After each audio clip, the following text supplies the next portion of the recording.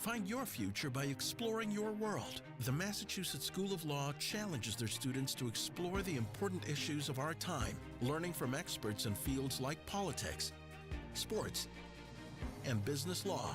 From first-hand accounts and dramatic reenactments, in-depth conversations with society's leaders, from historians to lawyers, from high-tech professionals to environmental experts. The Massachusetts School of Law at Andover presents MSLAWTV177. The lone figure sits erect, ready for the wave to break, ready for whatever the world is about to unleash upon him. He is serene, or perhaps resigned to the coming test, humble and undaunted because he has faith that he will find a way. He is Frodo Baggins, he is Don Quixote, he is Huck Finn.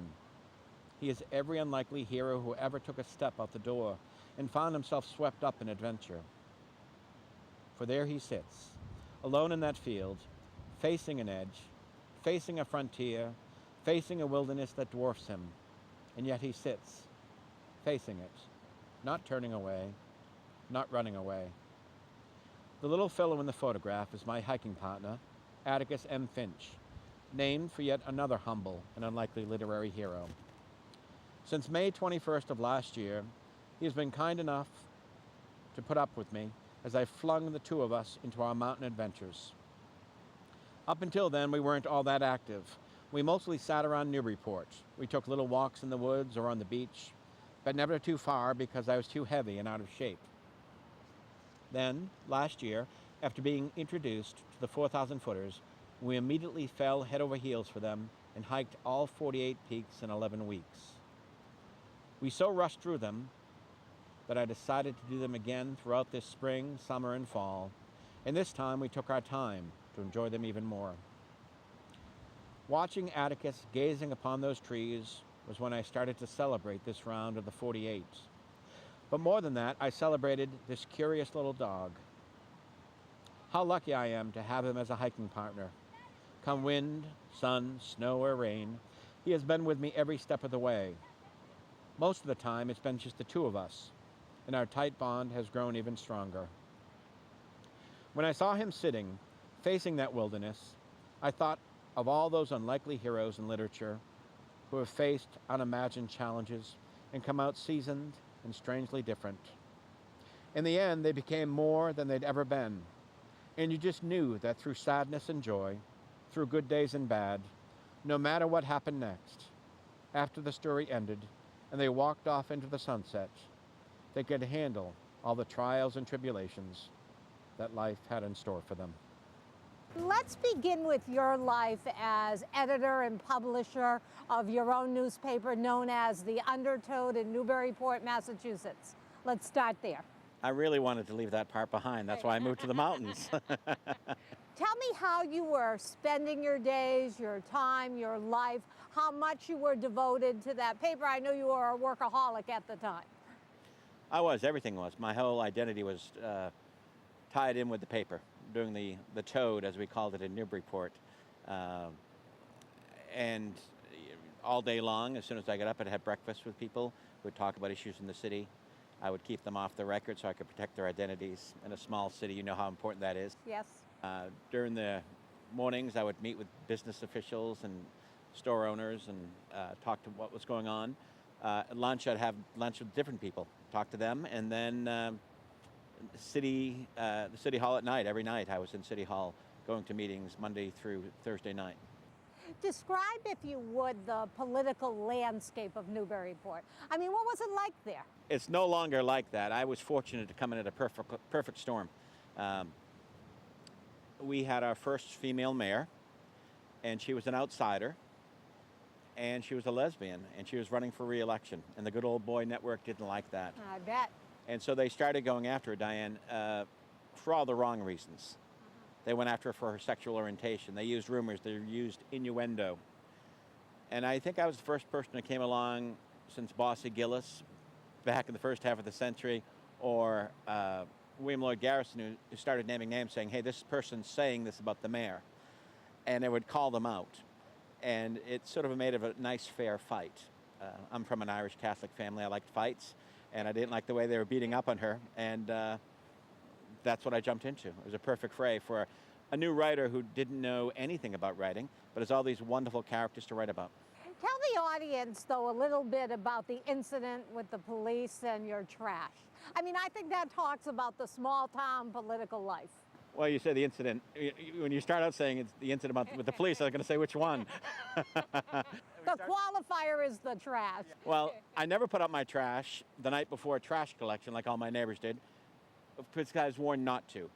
And someone said, well, the police will go through it, because there were some members of the department who were doing things they shouldn't have been doing. Sure. And some of the good members of the department were telling me about them. And the department wanted to know where this information was coming from. And they said, whatever you do, they're going to find anything they can on you. They don't know anything about you. They're trying to find something. So don't put out your trash the night before. And one night I did. And I went to City Hall. And I came back. It was the first time I put out my trash at night in like 6 or 7 years. And it was missing. Gone. Gone. And the next night I was at City Hall, and a police officer came in and said, if you want to see your trash, come outside in the alleyway between City Hall and the police department. In about 10 minutes, a couple of detectives will be bringing it up to the dumpster. They've been going through it, trying to find what they can on you. Wow, and they found nothing. In the book, I say they're looking for anything horrible. A list of informants. They would root out some of their informants in the department, or child pornography, or drugs, or whatever. But I said I'm a big guy and boring. All they found were Ben & Jerry containers and Big Mac containers. And why do you think they let you know that they had your trash and not just kept it inside? One of the informants let me know. And it was sort of funny. Even some of the cops we would call shadier police officers at the time, they would often give me information, because it was a very incestuous department and they wanted to go after each other. Sure. And so there's always someone in a small town. And Newburyport is a city of 18,000, but it reminded me of a southern town where everyone's talking, and a small place where everyone seemed to know your name. Which made your work, though, interesting, I'm sure. I didn't have to dig for anything. Yeah, right. And I used probably about 1% of what I heard. And that was the hardest part of the job, deciding what to write about. It was. Yeah. It was. Let's leave the political life of Newburyport, and I'd like you to introduce us to your father, Jack Ryan. Well, Jack Ryan's the reason I got involved in the political life of Newburyport, I'm sure. Jack Ryan is the liberal Archie Bunker, was the liberal Archie Bunker when he's still alive. He was so proud of the Kennedys, so proud of Hubert Humphrey. I remember one of the only times I saw him crying was when Hubert Humphrey lost to Nixon. He would campaign for Democratic candidates everywhere. Whenever he took us on vacation, we'd always stop at historical places. He was proud of the work they were doing in Washington and down south for equality. And he just would write letters to the editor about that. And my father loved the idea that I was writing a paper, because he always wanted to be a newspaper man. Tell us about the rest of your family. Introduce us to your siblings, if you would. Well, that was one of the most difficult parts of the book. Andre Debuse, who lives in Newburyport, a great writer, who wrote The House of Sand and Fog, just wrote Townie, about his own memoir of growing up. And he had to decide where to draw the line between family, what he's going to include about their lives and his. And he only tried to put in what intersected between the two. I made a great effort to keep them out of it as much as possible. But I think we were all beaten physically and emotionally. I was the youngest. I probably had I didn't have as bad as the others, probably. But I think in some ways, in my eyes, because I was a romantic, I was a dreamer, I wanted great things to happen. They seemed to leave home beaten and downtrodden, and they never seemed to recapture it for the most part. They seemed to be sad. Decent people, good people. It's just that they gave up in their dreams. For instance, since the book has come out, people I know everywhere, congratulations, this is fantastic, what a great success. And I may have heard from 2 of them. And it's no fighting, it's just it's in a sense of indifference that I think my brother David summed it best. My father beat the joy out of some of them, perhaps when we were young. Very sad to hear, but once again, Irish family, which I'm a part of. You know, my father, I remember, spanked me once when I was 5. I told my mom to shut up. He cried after he did. It didn't bother me any. Oh. But I understand full well from the ethnic community I grew up in was very typical of the time. Well, you had it easy. We cried after my father spanked us. Not the other way around. Not the other way. And some of my brothers and sisters are very accomplished. They're very good at what they do. Yep. But lives are littered, and my life used to be littered with a wasteland of relationships. And not expressing yourself. And it was important to me not to say I was better than them, but I wanted something different than they had. And whatever they had may work for them or not, but it wasn't what I wanted. You never gave up your dreams. No, I didn't. It made for a very rocky road of it. Yeah. I didn't have much of a base to work on. I think it's Thoreau or Emerson talks about, hold fast to the ground, but reach up to the stars. I didn't have anything to hold on to. I was a bit of a gypsy trying to find that dream that was going to take me away. And the Undertow ended up being that. In some ways, a blogger in Newburyport named Mary Eaton suggested maybe I wrote The Undertow because I was trying to fix the world because I couldn't fix it when I was growing up. Interesting thought, isn't that? Yeah. Let's change focus again. You received at one point in your life what I will say is an email that changes your life. It's from Nancy, who's on the zoning board, and tell the audience about that email. I always think it's funny. Joseph Campbell, who I'm a big fan of, the mythologist, always talks about we have to be willing to get rid of the life we're leading to get the life we're supposed to be living. She sent out an email requesting, finding a home, looking for a home for an unwanted dog, a miniature schnauzer. And I didn't know what a miniature schnauzer was. So I went and looked it up online, and it was one of these god-awful, barky, yappy little dogs. And I knew I didn't want one. And I couldn't figure out who would possibly want one. So I didn't have any money to contribute to good causes, so I used to publicize them in my paper. I used to write things for people and put in free advertisements for nonprofits. And this was what I considered, even though it was a nonprofit, it was a good cause. And so I decided I would put an ad in the paper and say, yeah, so I wrote to Nancy, I'll be glad to help you find a home. But that's not what I wrote. What I actually wrote was, I'll take him. And I'm not sure how I did that. I pushed the send button, and as soon as I did, I was like, oh, shoot. But I didn't say shoot. Because I remember you wrote in the book you had thought sometime in the future you might get yourself a man's dog, a big lab, right? Yeah, a black lab, that's what I had years before. And yeah, that's what I would want, a man's dog. And But no, I ended up with Max, an unwanted 12 or 13 or 11-year-old miniature schnauzer who was somewhat neglected and misunderstood and unwanted. How did he change you? He changed me by forcing me to take care of something other than myself. I was writing about the city, but I would go home and I'd sit by myself and do my own thing. But when I came home, there was this creature, this being, who needed help and needed someone to feed him and to walk him and to water him and make sure he's taken care of. And for the first time in my adult life, I started doing that for someone. And it made me grow as an individual. And it made me take care of someone other than myself. And it was great to have that learning curve of loving something, loving a family. And it's for the first time I had a bit of a family unit with me. And he sets the stage, does he not, for our buddy here, Atticus? Yeah, we have the only dog book where the dog dies in the beginning of the story and lives in the end. I opened reading that and I said, oh, I don't know about this book. But anyway, you saved the day with our friend Atticus. Well, I say that Maxwell Garrison Gillis, and Garrison and Gillis come from two previous muckrakers in Newburyport, William Lloyd Garrison and Bossy Gillis. So he came as Max, he ended up as Maxwell Garrison Gillis. And said he died and he left, but he left the door open for Atticus Maxwell Finch to walk through. Wonderful. Carry him everywhere you go. Don't let anyone else hold him during that period. That's the message from Paige, Atticus's breeder. Take the story from there if you would. You know, someone says, why climb mountains when you don't know anything about it? Why start a newspaper when you don't know anything about it? Why raise a puppy when you can get a rescue dog who's mature and is already somewhat trained? Because sometimes ignorance is bliss. I didn't know what I was doing. I just know I wanted a dog like Max, and I went around looking for shelter dogs, but I couldn't find another miniature schnauzer. I went online, found a brother and sister in the Mid-Atlantic states who no one wanted because they had to come as a team. I said, I'll take them. I did the phone interview for an hour. They thought I was a great candidate, and at the end they said, oh, this is going to be fantastic. You're going to be wonderful with these dogs. And I said, they'll love Newburyport. If they behave like Max did, they'll love the woods and the beach, and they'll love the swamps, and they'll get to run off leash if they behave. And the woman said, you'd let them off leash? I said, well, if they're good with it. And she said, then you don't deserve a dog. Oh, no. So I ended up getting a puppy. That's why I did not rescue again. And I ended up getting Atticus. And I found a breeder online. Oh, she found me. I entered a database, and all these breeders responded.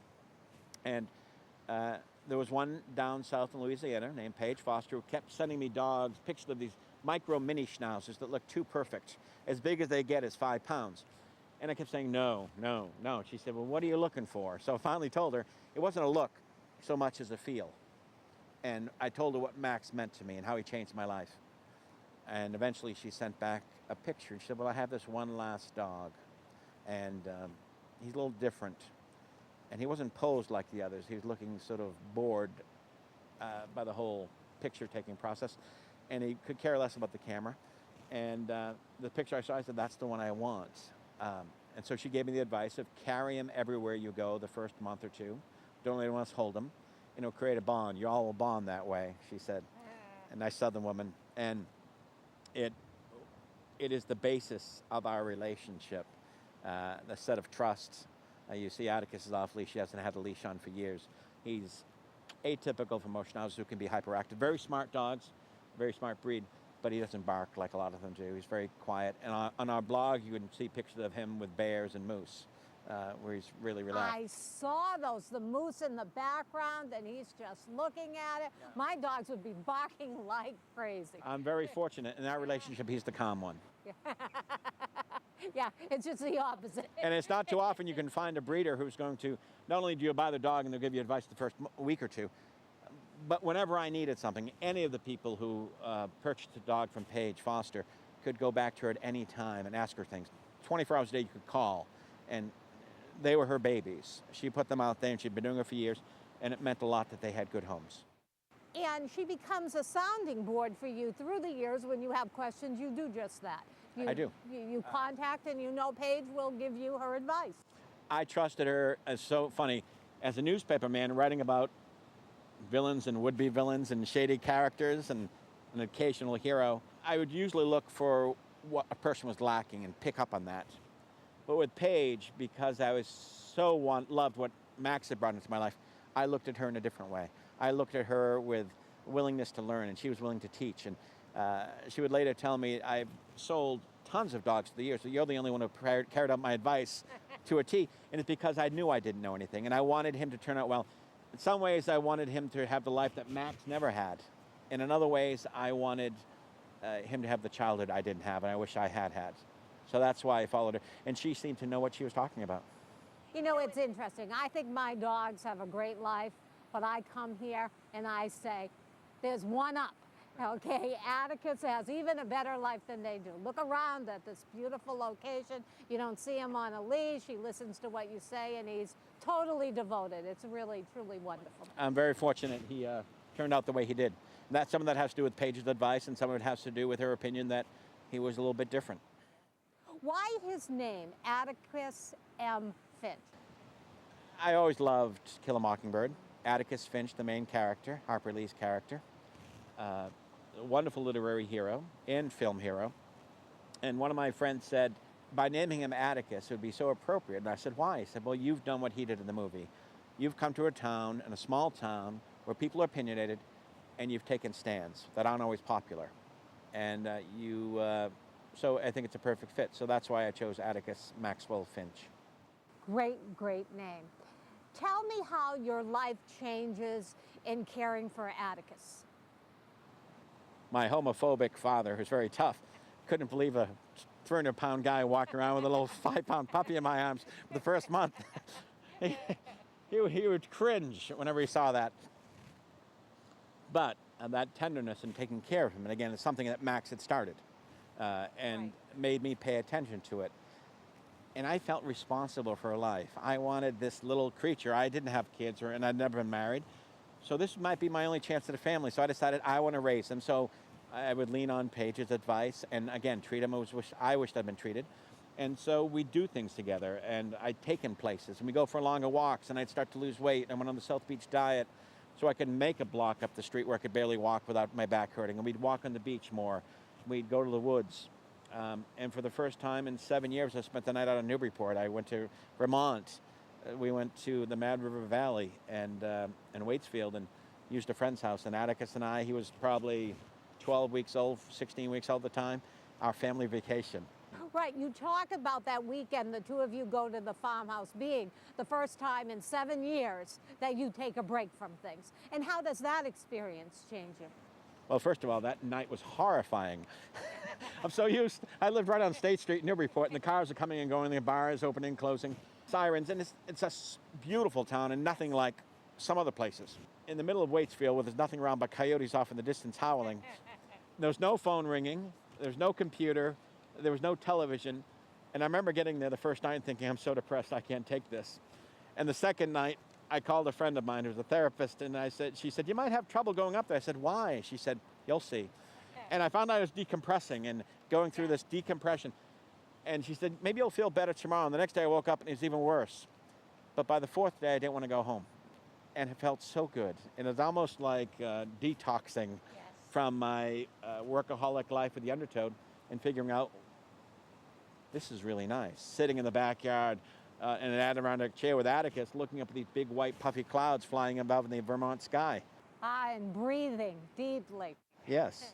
You write, and I'm going to quote you now, that, quote, when my father and I went to war with each other, I left behind the mountains of my childhood, just as I left him behind. What did you mean when you wrote that? He loved the White Mountains. You know, when you're an Irish Catholic, big family, you either go to the Cape in Massachusetts or you go to the mountains. The mountains were cheaper. And we would come to the campgrounds along the Kangamogus Highway or in Franconia Notch. And up here, he seemed different. He seemed happier. He seemed freer. He seemed less stressed, less angry. And there was a sense of awe in the way he would look at things. And it was one of the only times as a kid I can remember feeling we're equals. And this is someone I really love. I mean, I loved him, but I feared him. I think we all did. But when he'd stand on top of Cannon Mountain, we'd take the tram up and look off at Franconia Ridge. And back then, when you're a kid, you don't know that the mountains don't go on forever. Even though you only live 3 hours away, you think, as far as you can see, there's mountains. Now I know differently, but back then it was a dream world. And seeing his face, it was like he was also a 6-year-old or a 10-year-old, whatever I was at the time. That same sense of spirit. And I could feel him relax and hear him sigh and take in the happiness. You develop a relationship in Newburyport at the Clothiers with John and Dee Dee. And then you have a plan, and that plan is for you and Atticus to hike 48 peaks. Am I right about that? Well, one of my brothers was working on climbing each of the 48 4,000-foot peaks. And this is something John and Dee Dee, my friends, had done at John Farley Clothiers. They didn't do all 48, but they were just starting on them. But I was always intrigued by their adventures. And one of my brothers invited me and Atticus to go with him and 2 other brothers to climb up Mount Garfield in September of 2004. And I wasn't sure if we could do it. I'd lost a lot of weight at the time, and Atticus and I had been walking a great deal, but I'd never really climbed a mountain. But we went with him and my other brothers, and we all struggled up the mountain, 4 middle-aged Irish Catholic boys with nothing to say to each other. Talk about dysfunction.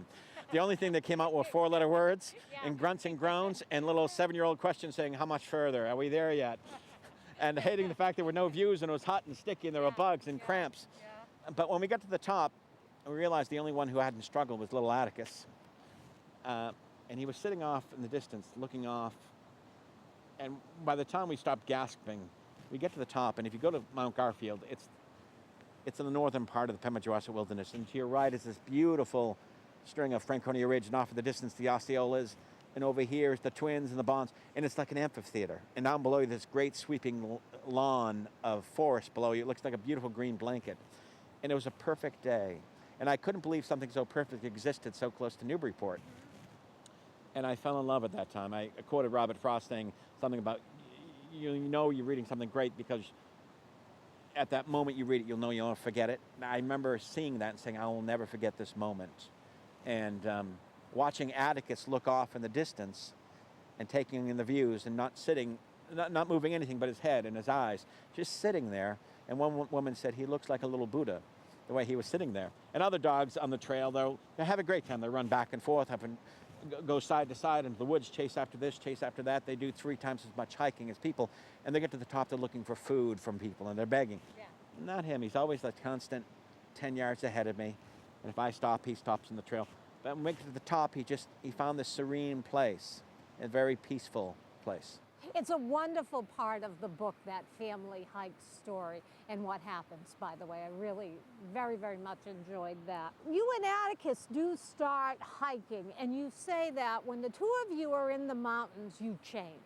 Well, after I did that hike with my brothers, throughout that whole winter, I couldn't stop thinking about it. And I kept thinking about it, and it was very mythic dreams, and I wanted to do them. But I said, how would you just, there's 48, and how can you walk 18 miles or 23 miles? They're all different distances. And I have a fear of heights, so that complicated things. But I couldn't help it. And the next summer, Atticus and I went back and see how many we could do. And we did all 48 in 11 weeks. And we did change. It was decompression to the max. It was, every time you walk into the woods, it was like going to C.S. Lewis's wardrobe. You go through the back, and you push through the trees, and you're away from the cars, and you're away from the phones. And even back then, in the 2004, cell phones still weren't as like they are now, as crazy as everywhere. So you have this great privacy, and oftentimes we didn't see anyone for hours on end, if at all. And you like that the best? At first it scared me. Yeah. There's a bit of nervousness to it because I'm not used to it. Yeah. But then I loved it, and I loved being on our own. Everyone says, what's your favorite peak? And I said, wherever we can be alone. Because how often you get to a place, you're not really in danger, but it feels sort of nervous and exciting to be there. And because you're on your own, you're not used to it. And you find it to be therapeutic?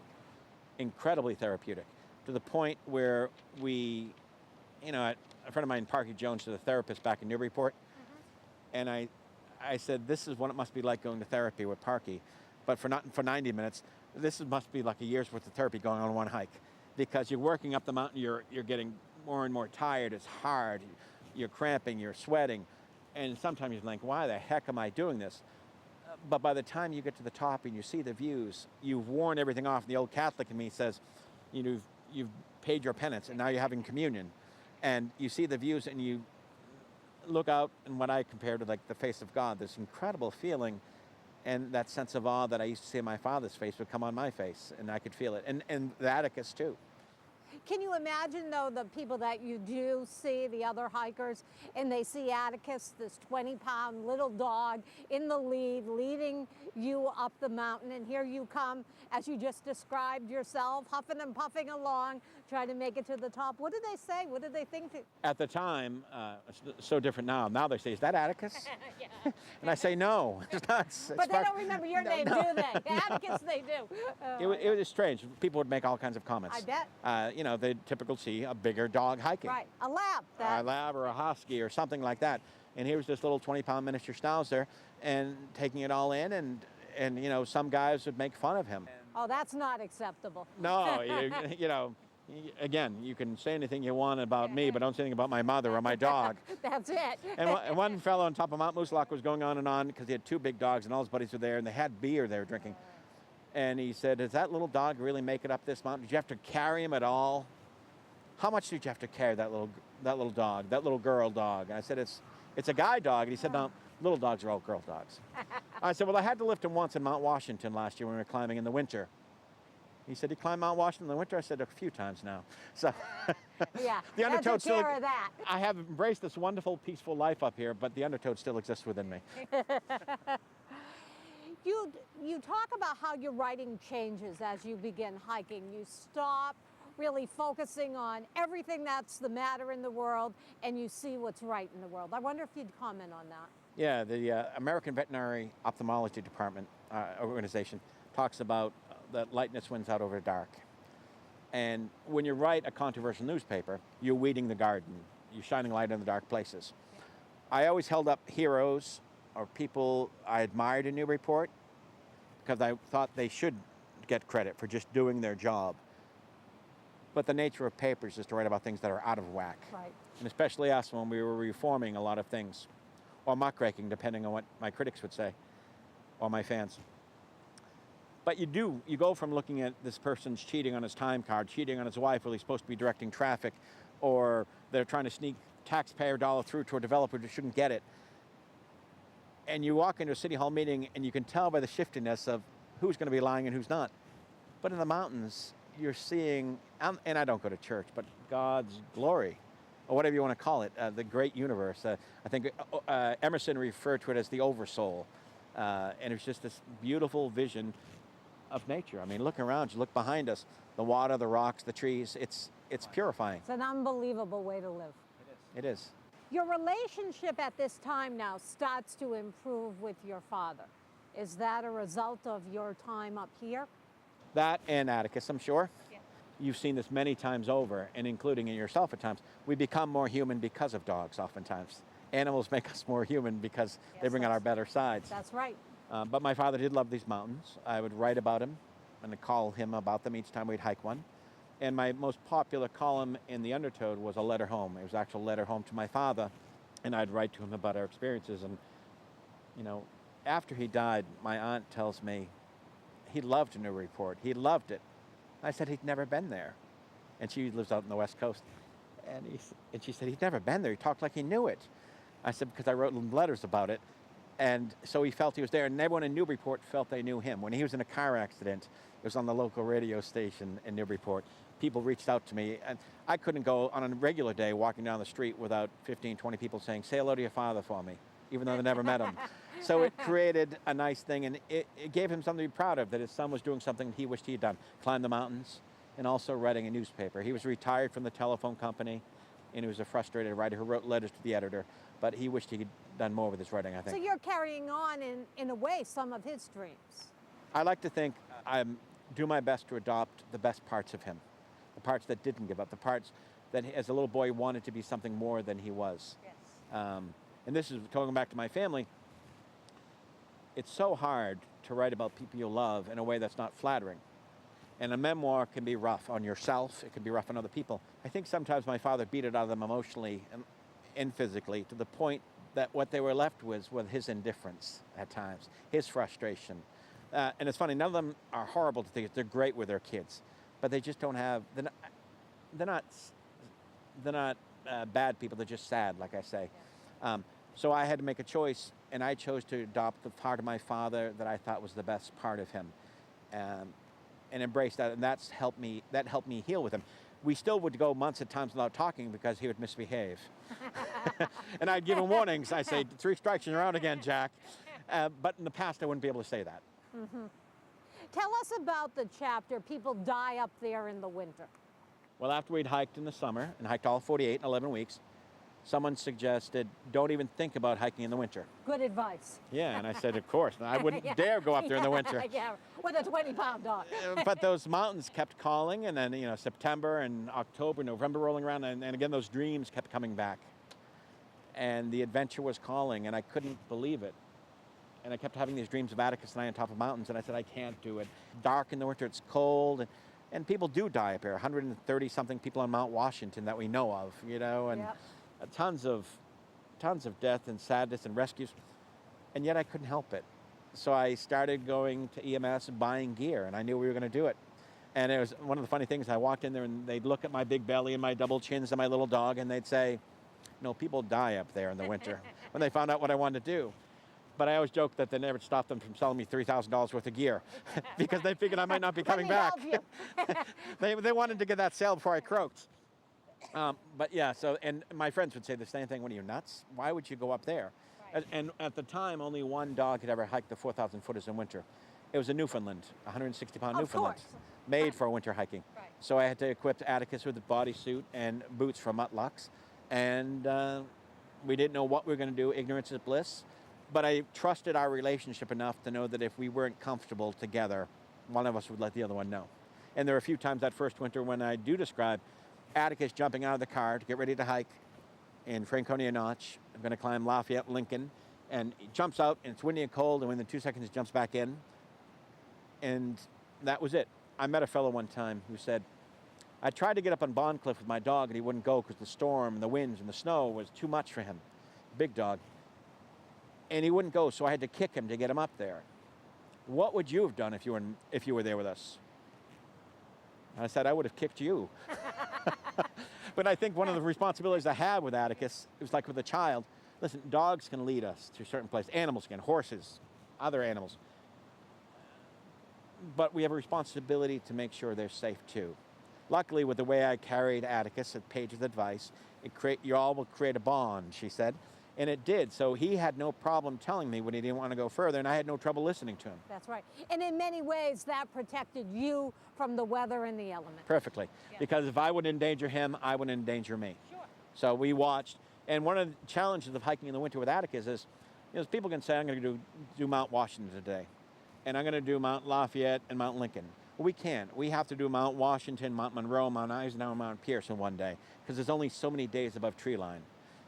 We can't just do Lafayette and Lincoln. We have to do Lafayette, Lincoln, Liberty, and Flume, all 4 Franconia Ridge. So we have longer hikes, but it makes sure we are safer. Right. Wonderful. And luckily, I have plenty of carbohydrates stored up through the years to have energy.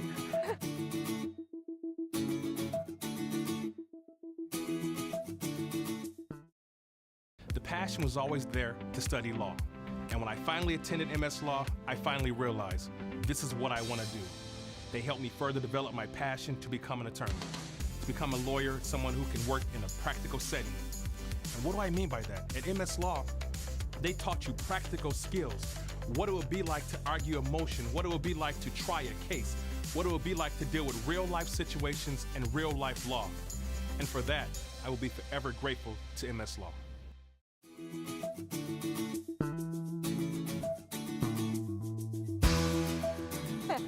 You write in your book, and these are your words, Atticus and I proved that if an overweight, middle-aged fellow with a fear of heights and a 20-pound miniature schnauzer could hike 4,000 footers, nearly anybody could. Yes, it's true. And I think nearly anyone can. Even this winter, incredible stuff. Now, we had a record winter where there's no elements up here at all. And they had records of the number of people doing all 4,000-foot peaks in one winter, and like never before. And we waited for the perfect day, and Atticus and I are sitting on Washington. There's no wind. It's like 30 degrees, but it feels like this.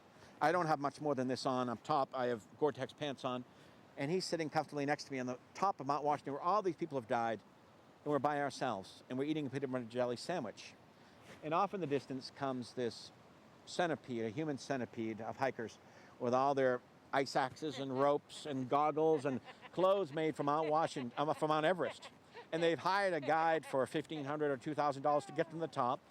And I'm sure back in New York City, where they're all from, they were telling them we're going to go spit in the face of death. We're going to go challenge Mount Washington and come back to tell about it. But when they got to the top, they found something much more horrifying. They found a fat guy and a little dog eating a peanut butter and jelly sandwich. Their faces were just blank after that. And they said, "How did you get here?" They probably thought a helicopter dropped you in, right? I said, "We walked." And "You did? You walked?" I said, "Yes." Now, you're still having telephone conversations with Paige over different things that arise with Atticus? The first year of hiking, because I wanted her to see what he was doing, I was sending pictures. Yes. We had stopped somewhat. After I would send her emails, but I know she had a lot of customers, and a lot of people bought puppies from her, so I didn't want to monopolize her time. And so we'd go 6 months or a year or 2 years sometimes without speaking so much. But I'd always send her emails, and every now and then she'd respond and say, "Keep sending those memories by the wagon load." Very nice.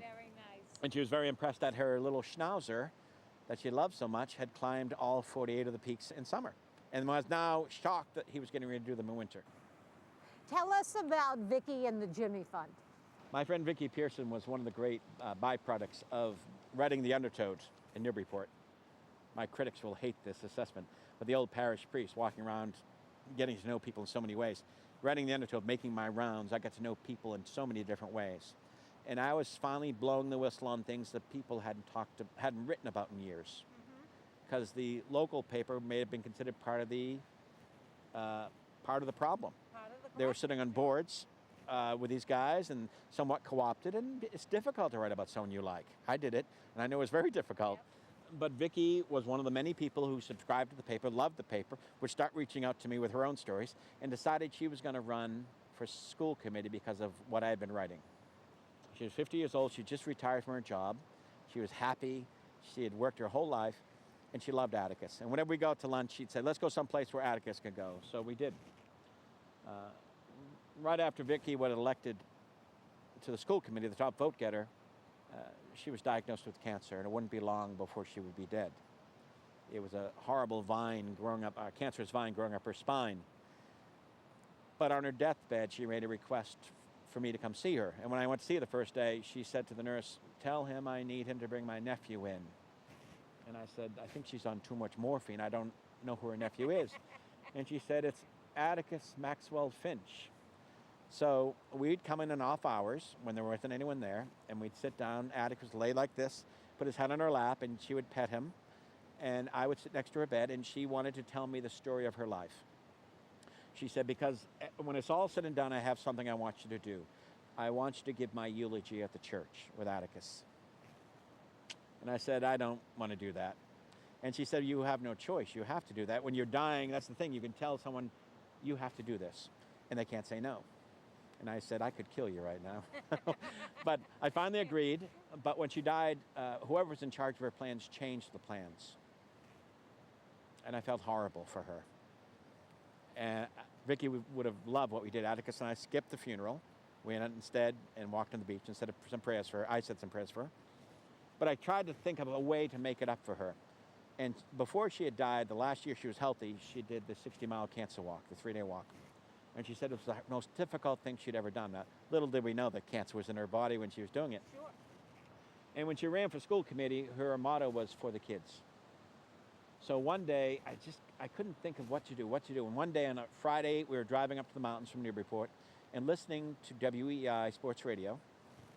And they had the annual Jimmy Fund Radiothon Telethon on.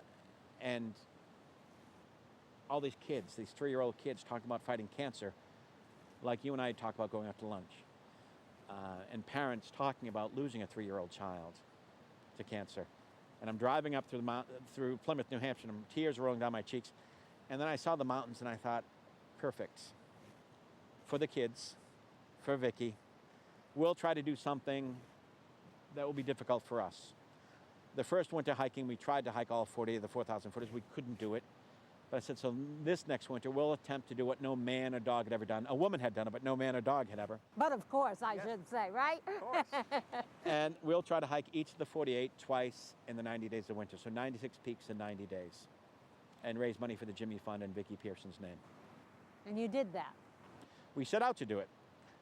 We came close. It has been on Animal Planet many times. Atticus and I have been featured on Dogs 101, and it's on the book that we're not giving away too much, but we fell just shy.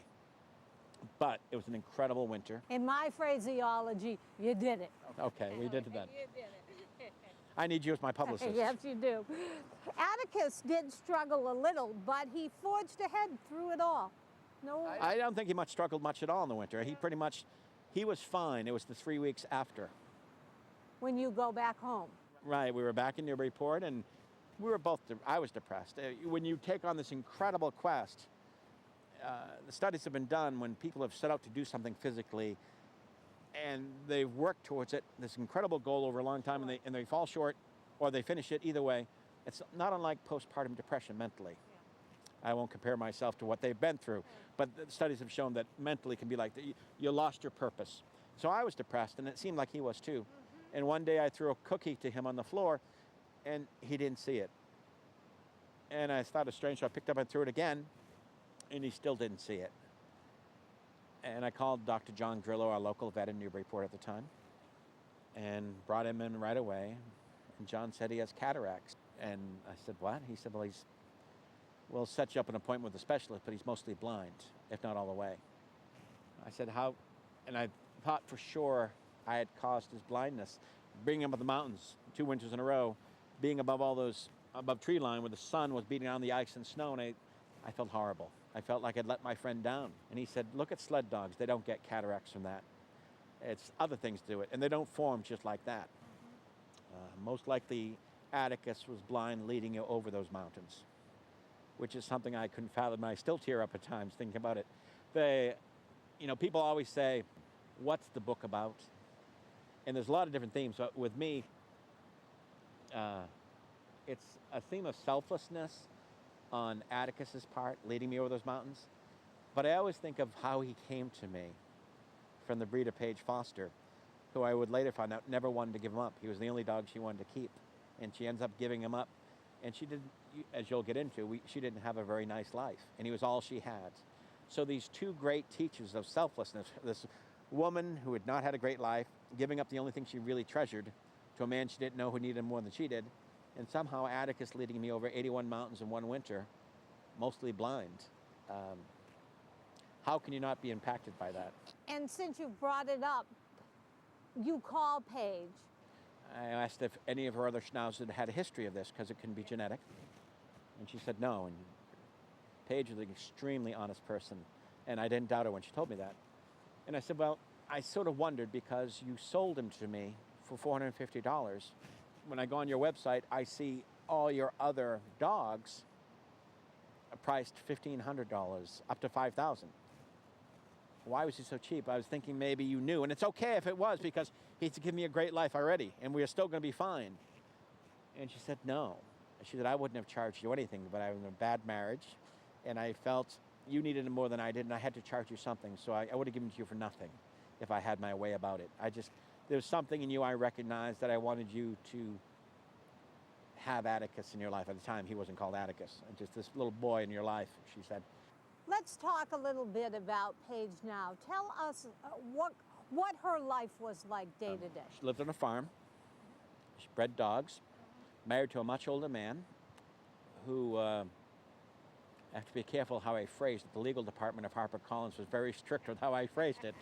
The phraseology is, she would not call it abused, but I would. Neglected, bullied in different ways, didn't have much of a life. So she has a hard life. She loves Atticus, and she gives him to you. A hard life that started off as a child when her grandfather starts touching her, and it goes on for years. And as studies have shown, a lot of children think they grow up that way, and the adults think, I almost deserve this difficult life I have. So this woman who had nothing, who was not happy, who was sad, I never saw any of it. And whenever I'd call her, she'd be upbeat and gleeful. But little did I know at the time that he was the only dog out of so many, hundreds and hundreds that she'd bred, that she didn't want to give up. There was something special about him, she felt. And when she heard this stranger on the phone, she said, he needs him more than I do, so he should have him. So that selfless act again set things in motion, I believe. Take us through Atticus's illness. He's diagnosed with cataracts. He needs surgery. Take it from there. Dr. Grillo calls back and says, there's a problem, and it's something that takes precedent over cataracts. We found a blood test showed that he has hyperthyroidism. And I said, I don't know what that is. And he said it's extremely rare in dogs, and it equates to thyroid cancer oftentimes. So the little dog who had climbed 81 mountains to fight cancer now looked like he had it. A subsequent test showed the same results. I didn't know what I was doing. I didn't have any money. I'd spent it all fighting cancer with raising money for the winter, and I neglected my newspaper. But I've been writing a blog, and I've been writing about a paper, what we had done. And out of nowhere, in 3 weeks' time, cancer survivors, school children, business owners in Newburyport, friends, politicians, honest cops, even a couple of cops I would have called dirty in the past, and hikers sent in $9,000 for his eye surgery and whatever else he would need. He had the eye surgery, everything went well, and then we scheduled an appointment with Angel Animal Medical Center with Maureen Carroll, an incredible internist there to take care of his thyroid cancer. And we went in, supposed thyroid cancer, the hyperthyroidism. And we went to the doctor that day, and I said to her, what's the chance this could be a fluke, that he doesn't really have it? The blood test was wrong. She said, 1 test, yes. 2 tests, no, most likely not. So most likely he probably, we'll see what happens with the blood test, but most likely we have to deal with this, and this will show us where to start. But leaving Angel Animal Medical Center, I felt this great hope, because everyone there was so pleasant and so nice, including Maureen and Ann Nowitzki, her aide. A week later, I got a call that had disappeared, and she couldn't figure out why. Ann was on the phone with me saying, we just can't, whether it's the power of prayer, whether it's the power of friendship. And of course, there's a little Tibetan monk that comes involved at this time too. Just wonderful. I mean, so a clean bill of health. He can see We go back for regular checkups for his blood work, and he's fine. Nothing. But that's not the end of your relationship with Angel Memorial. No. Tell us about that. Well, as you know, I don't know if you ever saw the movie with Burt Reynolds in the 70s or the 80s, I think it was the 70s, called The End, where he wants to kill himself. No, And it's never with have. Dom DeLuise. Yeah. And they were always in these movies together. And Dom DeLuise is a split personality. He's a regular dumpy guy, and then he becomes this superhero called Him. Dun, dun, dun, and he shows up. And so Burt Reynolds decides he wants to kill himself, but every time he tries, he chickens out. So he enlists the superhero's help to help kill him. And he decides at the very end of the movie, he runs out in the ocean and he swims out as far as he can to drown. And he says, I will kill myself this way. And he can't swim. And then he starts to drown. He's going to die. And he's finally saying goodbye to God. And then he decides he wants to live. So he says, God, help me. Save me in any way you can. I'll swim back to shore. If you teach me to swim, I'll give you everything I make a year. And then he starts making it. The prayer of the hopeless. Go ahead. He gets about halfway in and he says, God, thank you. I'm going to do it. I need some more help. Could you get me a little bit further? If you get me there, I'll give you half of what I make. And he only a quarter way to go. And he said, God, I think I'm going to make it. I'll give you 10%. And then he gets to shore and he says, can I just say thank you? Would that even us up? But when Atticus was diagnosed, I was floored. I was devastated. No matter how much they said it had nothing to do with my choices, I felt guilty. And I made a promise to God and to Atticus that if we survived this, I would sell the newspaper, and Atticus and I would move up to the mountains where he was happiest. And that's what, in a roundabout way, we ended up doing that. And watching Atticus look out with his new eyes one day off of Franconia Ridge, or Cannon Mountain, one of the two, I came up with the idea of raising money for Angel Animal Medical Center. They'd given us so much hope, and I wanted to pay back to other people who had helped us. So we would attempt to do the same quest, 96 Peaks in 90 Days, to raise money for Angel Animal Medical Center during the winter of 2007-2008. And I must applaud you for that. Thank you. Well, thank you. Wonderful thing to do. The next significant thing in your book is you have to say goodbye to Dad. Tell us about that. It wasn't bad.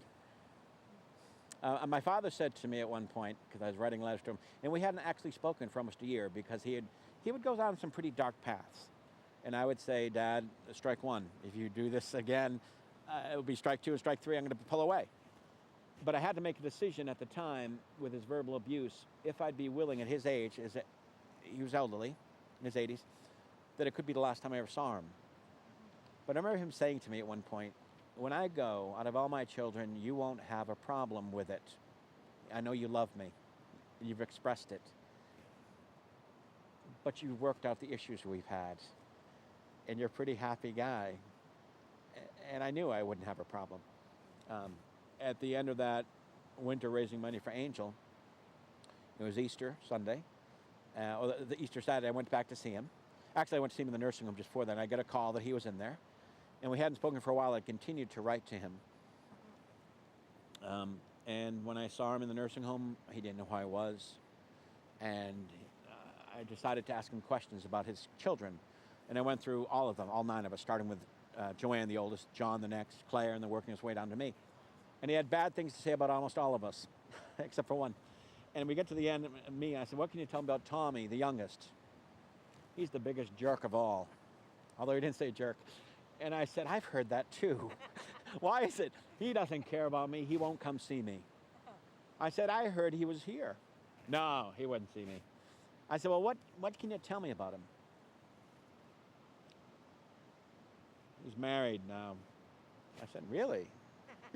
He said, he is. I said, I didn't know that. Oh, you didn't know? I said, no. He said, what's your name? I can't remember. He said, but they have a little boy. And that's why he won't talk to me. His name is Atticus. And right then, Atticus looked up, and a connection was made again. And he sort of came around after that. And I saw him one more time, and he looked clear, and he looked happy. And my brothers David, Eddie, and myself saw him on Saturday for Easter. And he was in the hospital now. He had gotten worse. We went to see him, but his eyes were clear. He was lucid. And my brother David and Eddie and David are very serious. Good people, but very serious. Do you know what this weekend is, Dad? No. It's Easter weekend. Do you know what that means? Ham? And David said, most of your children are here, so there's a chance they're going to come see you the next day. And I said, and I used to work in nursing homes with people who are passing away all the time.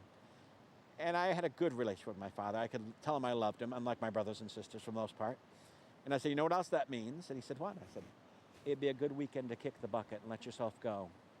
You've done all your work. You don't need to be here. Don't worry about us. Say goodbye to everybody. Little I know, the next day on a hike I'd come home, he would die. And some of my brothers and sisters didn't get to see him. My brother David gave a great eulogy. A guy who doesn't communicate well or open up his heart well, but he can give this incredible eulogy for my father. And he said the one thing my father always wanted was a standing ovation. And at the end, he left the altar, and we all stood up and clapped for my father. My father wanted to be immortal. He wanted to be famous in some way. And I take a lot of pride in knowing that through our story.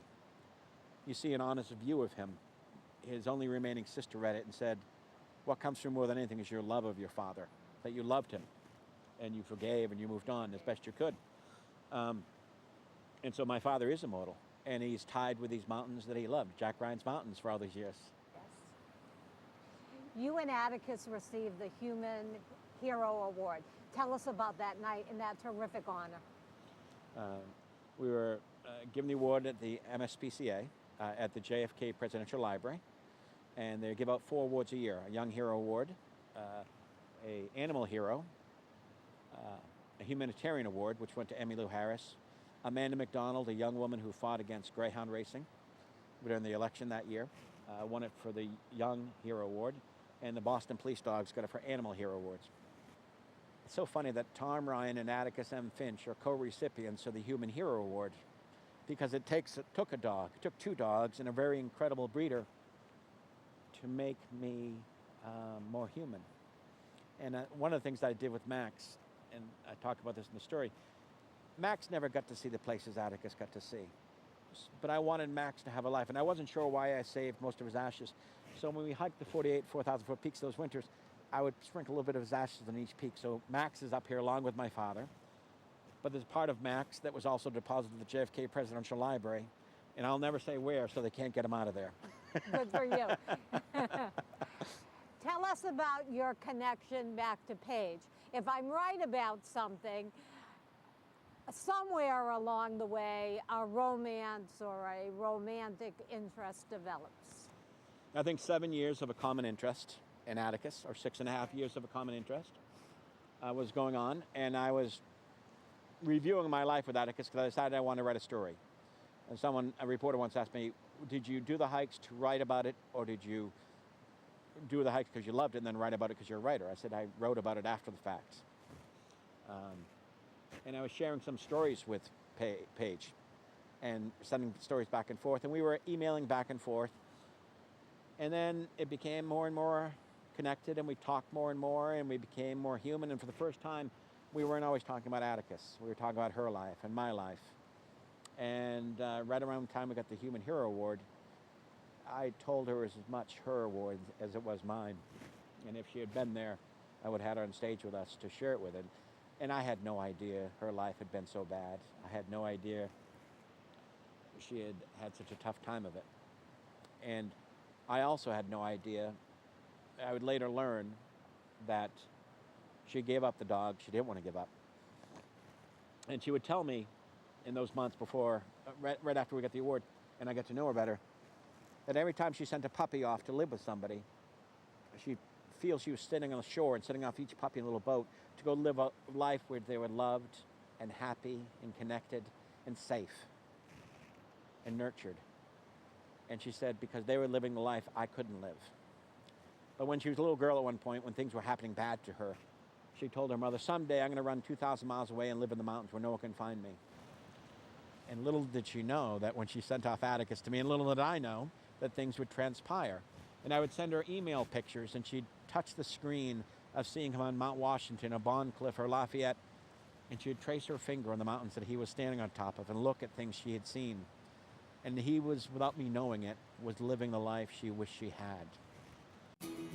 In the mountains, Atticus became more of what he'd always been, and I became less. Less frantic, less stressed, less worried, and less harried. I felt comfortable letting him lead, and he seemed to know what I needed. He always chose the best route, if ever there was a question, and my only job was to follow. Most important, though, what made us happiest was being together in a place where we could be equals and there were no rules to adhere to. So there you have it, From the White Mountains, our wonderful book with Tom Ryan following Atticus. So until next time, you be well, you get active, and you take a hike.